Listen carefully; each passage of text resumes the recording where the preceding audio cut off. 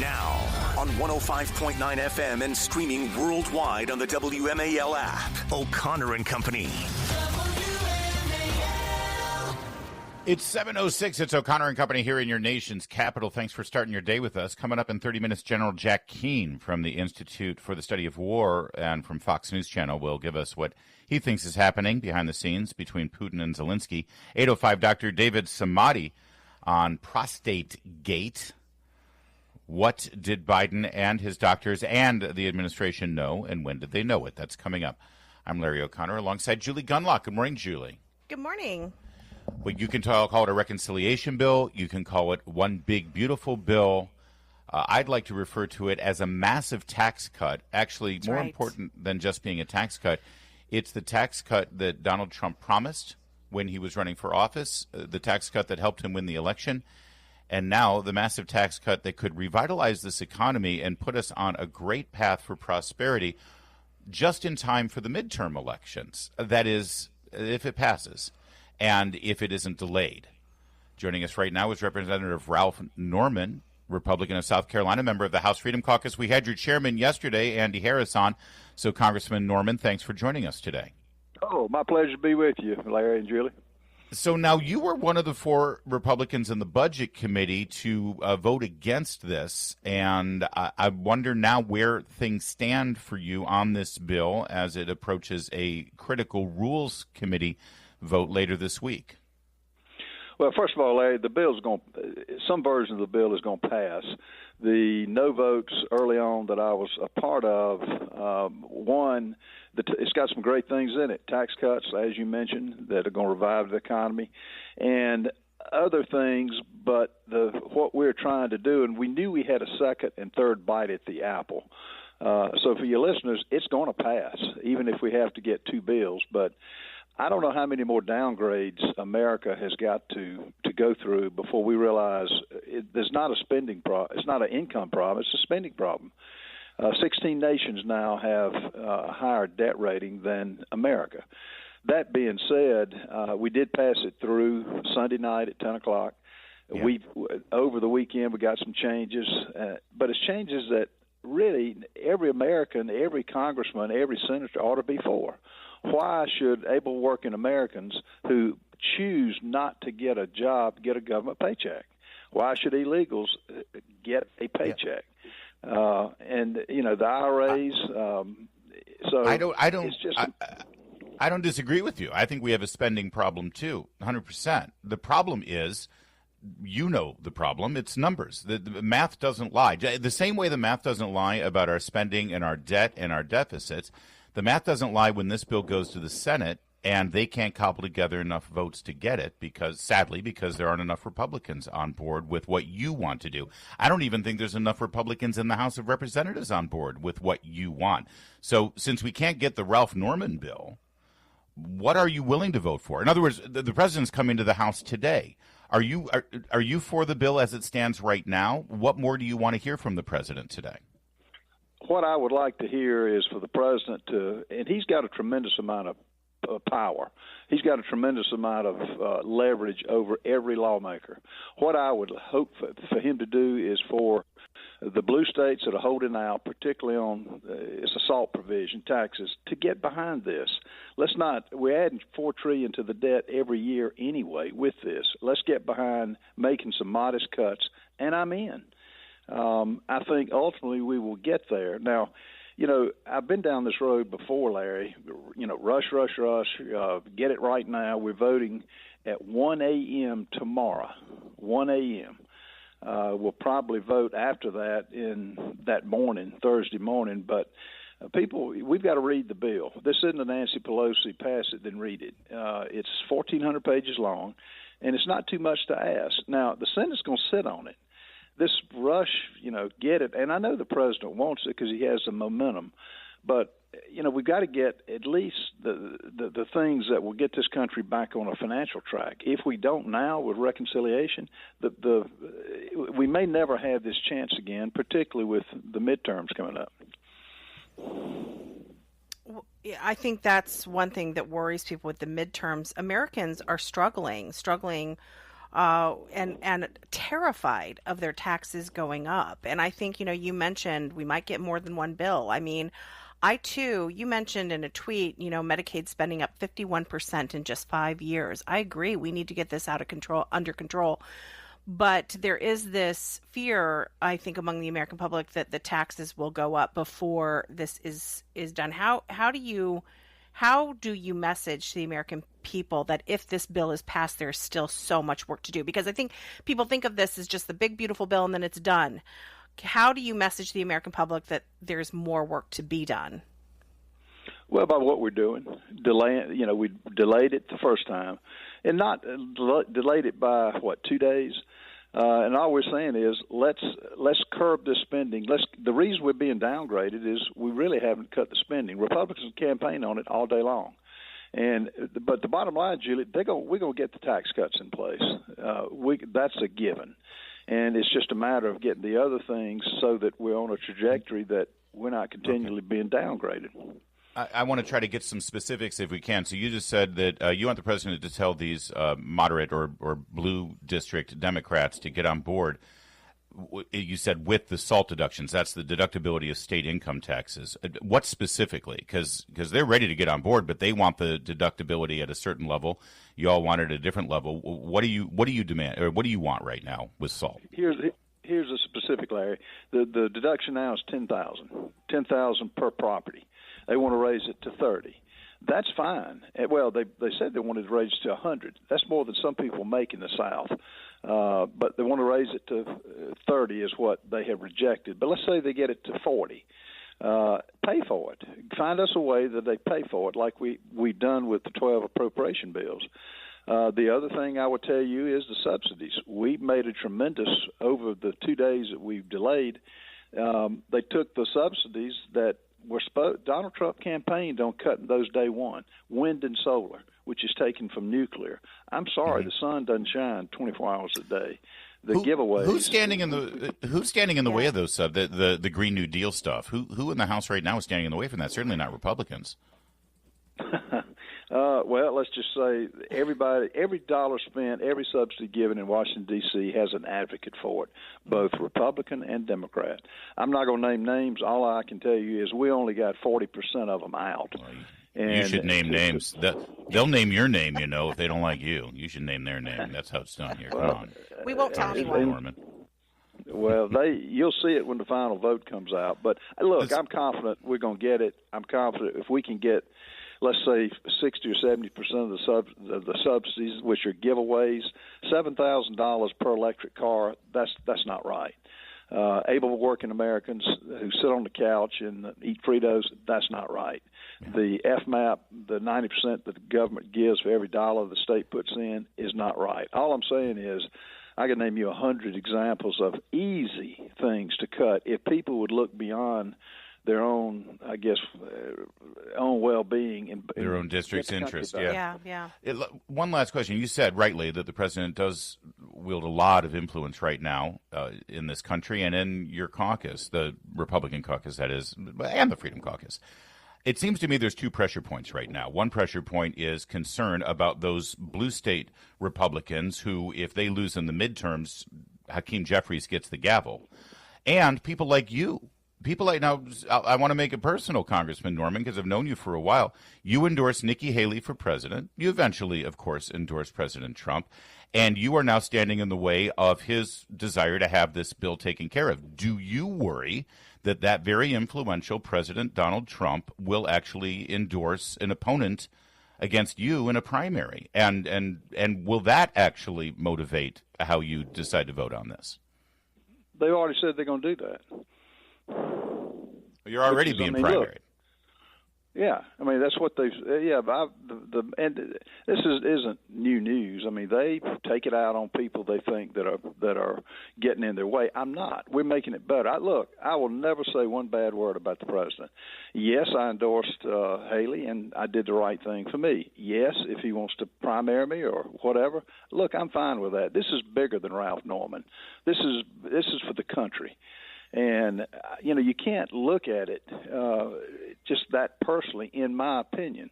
Now, you think that on the subsidies, I haven't had to tell companies, no, you're not going to get it. Let's get the country back, and maybe we can see if we can spare it. But I'm tired of borrowing money and making excuses for why we're not doing the right thing. I did the right thing. And what I would hope the president would do in an hour and a half is really give a great speech, which he will. And those who, promised the blue states he would give them cover, they've done a good job. And but these government handouts with money we don't have has got to at least be curbed. And this isn't unreasonable. The things that we've done are really not. The things I mentioned to you this morning, you poll any American, they would say that's the right thing to do.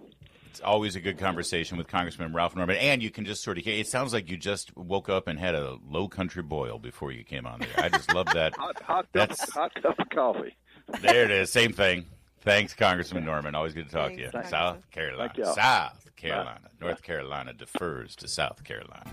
WMAL, making sense of the news. Live from the Home Paramount Pest Control Studios. Home Paramount, the leader in pest control since 1939. Katie Pavlich, my colleague over at Town Hall and friend of the program. Of course, you know Katie from Fox News as well. She put it perfectly in commenting on James Comey's appearance on MSNBC yesterday. She put it this way: "What a psycho! What a psycho this guy is! To think that he was the director of the FBI and people hold him up as some sort of the last good cop. Oh, he's such a Boy Scout. He's the champion of truth, justice, and the American way. He's just everything that our American judicial system should stand for, justice system should stand for." Here he is with Nicole Wallace yesterday after the 8647 scandal. Listen to this, cut 10. You were back in the middle of a political firestorm. Yeah, for walking on the beach with my wife. So I don't know how we ended up here. It never occurred to me that it was any kind of controversial thing, but that's the time we live in. Go figure. Here you go. We live in a country where the FBI can question you just for taking a walk on the beach. Trump's a fascist. That's why we should 86 him. Good people being sent away. I mean, he is a sick man. I love the commentary that he's like a teenage girl, because that tweet was so ridiculous. Yes. It was just so nakedly, a desperate attempt for attention. Like, I mean, I know there's a lot of great teenage girls out there, but I was one of those attention-seeking teenage girls. So I think that fit perfectly. So he's continuing with the lie, and it is a lie. Yeah. He had no idea what this meant. All right, so here's cut 11. So take me back to the walk on the beach. We were walking on the beach. We went to the beach to prepare for this week, which was the launch of my book, and to think about the book and to prepare to answer questions about it. And we were walking back towards the road, and we saw in the sand someone had arranged shells with numbers. Sure. And Patrice, my wife, said, "Why would someone put an address in the sand?" And I said, "I don't know." And we stood over it, and I said, "I think it's some kind of political message." And she said, 86, when I was a server, she did a lot of work in restaurants, meant to remove an item from the menu when you ran out of ingredients. And I said, well, to me, as a kid, it always meant to leave a place, to ditch a place. I said, that's really clever. So then she said, you should take a picture of that. And I did. And I posted it on my Instagram account and thought nothing more of it until I heard through her that people were saying it was some sort of a call for assassination, which is crazy. But I took it down. Even if I think it's crazy, I don't want to be associated with violence of any kind. Can we also talk about what a boring couple these two are? It's like, let's walk along the beach. We go, I think it's when you take a thing off the menu. Oh, well, Well, that's if you believe that BS. Right, of course I don't believe that. This is what he's trapped with, all right? He's James Comey. He's the FBI director. The fact that he has to think, when I was a kid, 86 meant get out of this. He prosecuted the mafia. Thank you. In the Southern District of New York. I think we know what 86 means. Yeah. Hey, take a picture of it. Sleeping with the fishes. I just thought you actually took a nap with the fishes. I thought you just you put a goldfish tank next to you, took a nap. I mean, what an idiot. He's been questioned by his Secret Service, right? Mm-hmm. And so the only thing that he can do is either stick to his story now, because here's the deal. Whether you think this is a credible threat or it's a cry for attention or both, if he lies to the Secret Service about this, it's one thing to lie on Instagram. It's one thing to lie to Nicole Wallace. If he lied to the Secret Service, that means he's lied to a federal officer. Yeah. That's actionable. That's prosecutable. That's obstruction of justice. And you know how I know that? Because that's the Comey standard. Yeah. See, Yeah. that's how they get you. That's how they got Mike Flynn, the National Stewart. Security Yeah. Advisor of Donald Trump. That's how they got Martha Stewart. That's how they get Ed. That's how they get you. And so that's how James Comey wielded his power as the director of the FBI to get you. So now he needs to continue the lie and hope and pray that he doesn't get caught, or he's got to come clean. He's got to do a selfie video on Instagram like the teenage girl that he is, and he has to say, okay, so guys, I want to just tell you I did this speech and I wanted to get attention and I wanted to sell my book. And I had no idea it was going to blow up. Yeah. But it turns out, obviously, I think everybody knows by now that it meant this. And I had no idea it was going to get this big. But you know what? Hey, don't forget to like this video. Don't forget to continue to follow me because I'm going to have a lot more updates about my life and about my dating and about my walks on the beach and buy my book. But, hey, sorry about that, everybody. But let's just everything go back to normal, okay? That's his only chance is to get out of this the way a teenage girl would get out of it, which is fitting because that's how he's behaving. Well, but going back to Katie Pavlich, he's a psychopath or he's a psycho. His brain doesn't work that way. I think he's just going to stick with this, sell his books, hope it goes away. I really wanted this segment to end with me being a teenage girl for James Comey. So thank you for buttoning it up. But now I'm going to respond to you one more time and say, okay, bye, guys. And don't forget, we're going to that concert next weekend, okay? Okay, bye. It's 7:24. Time for a new WMAL Military Medicine Minute powered by Humana Military and the Friends of Uniformed Services University of the Health Sciences. So during the Vietnam War, deep in the jungle, soldiers faced a hidden enemy, allergic reactions. Yeah, bee stings, food, insect bites. They could trigger deadly anaphylaxis. Anaphylaxis. I dated a girl named Anaphylaxis once. Didn't go well. She's cute. I got all choked up. Anyway, military doctors needed a fast, reliable way to deliver life-saving medication in the field. Enter the automatic injector, developed by the U.S. military and eventually developed into the EpiPen, invented by Sheldon Kaplan in the mid-1970s while working at Survival Technology, Inc., right here in Bethesda. Originally, Kaplan was developing an auto-injector for the U.S. military to deliver those antidotes. Then scientists adapted the same tech, and the EpiPen was born. What started as a battlefield tool became a civilian lifesaver. Today, millions carry EpiPens in backpacks, purses, classrooms, ready to stop allergic reactions in seconds. From chemical warfare to peanut allergies, one invention bridged two worlds and saved countless lives. And that's it for another Military Medicine Minute. It's 7:30. WMAL-FM, Woodbridge, Washington, a Cumulus media station. Making sense of the news. News Talk 105.9. News now. Now on 105.9 FM and streaming worldwide on the WMAL app. O'Connor and Company. 7:37, O'Connor and Company here this busy Tuesday morning. Thanks for being part of it. Coming up at 8:05, Dr. David Samadi.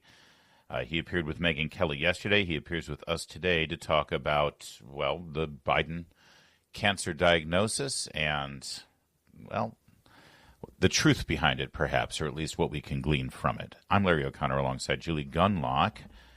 Julie, yesterday, President Trump had a 2-hour-plus conversation with Vladimir Putin. Afterwards, he immediately called for negotiations. And Pope Leo XIV has now jumped into the fray and suggested that the Vatican could be a place for these two warring parties to get together and try to negotiate a peace deal. General Jack Keane joins us now, retired four-star general, and he's chairman of the Institute for the Study of War and a Fox News senior strategic analyst. General Keane, always good to talk with you.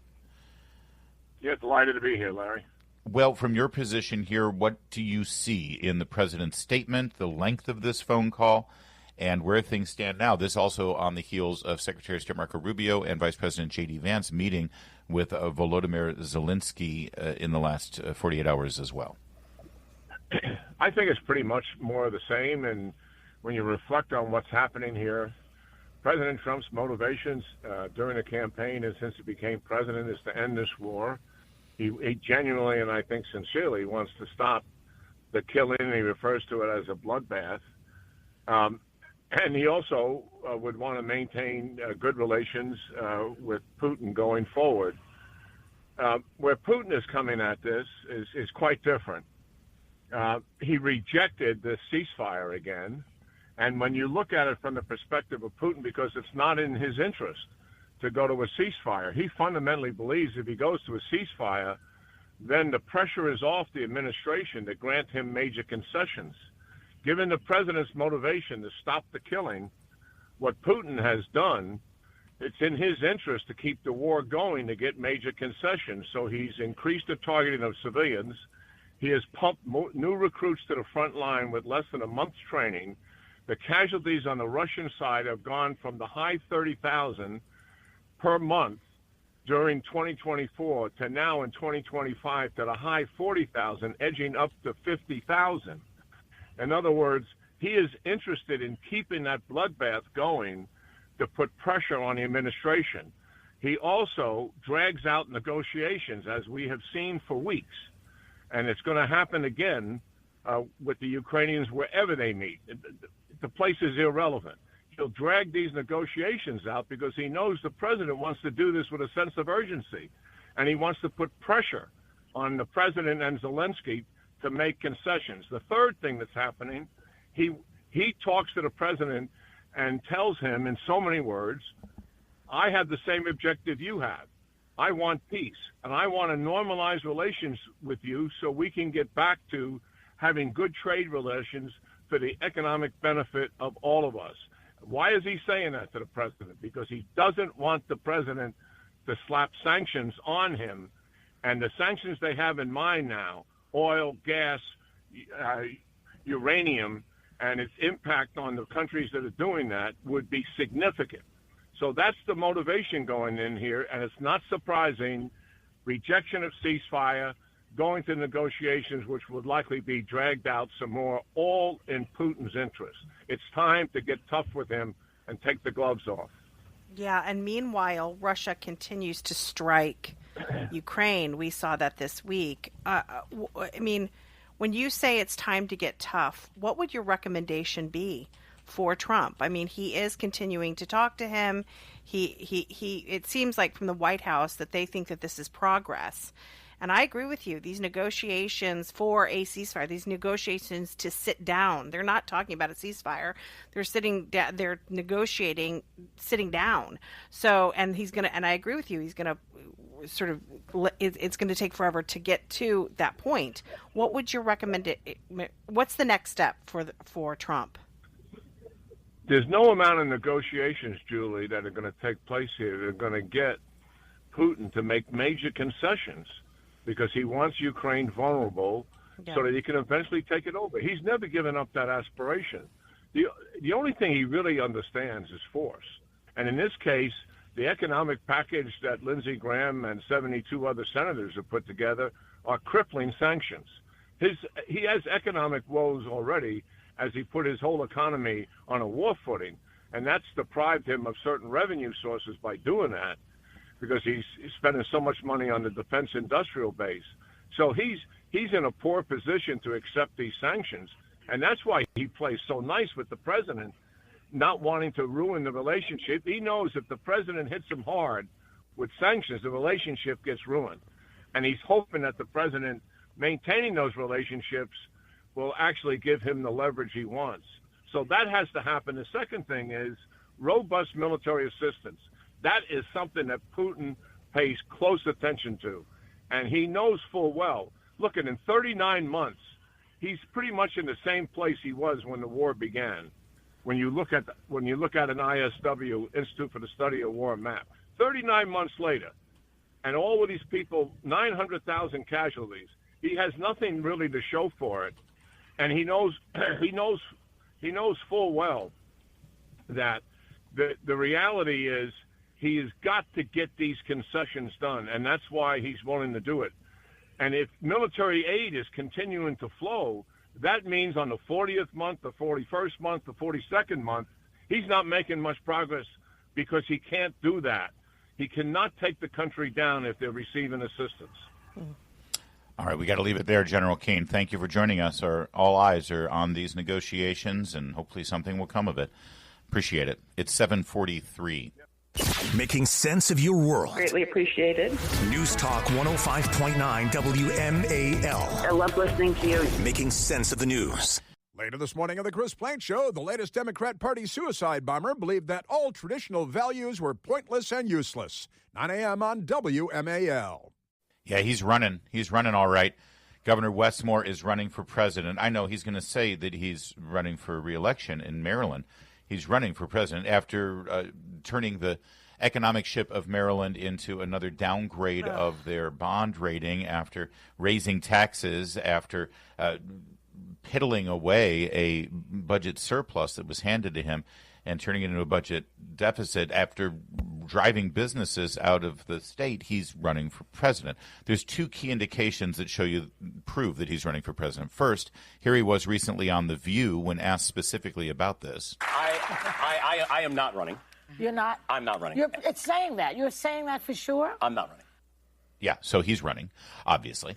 All right, and then number two, probably even more of an indication, yesterday, Governor Moore had a bill sitting on his desk. It had passed the State House in Annapolis with a 101 to 36 vote. Boy, that is a popular thing. This is something Democrats in Annapolis demand from Governor Moore. What is it? Well, it's a reparations bill of sorts.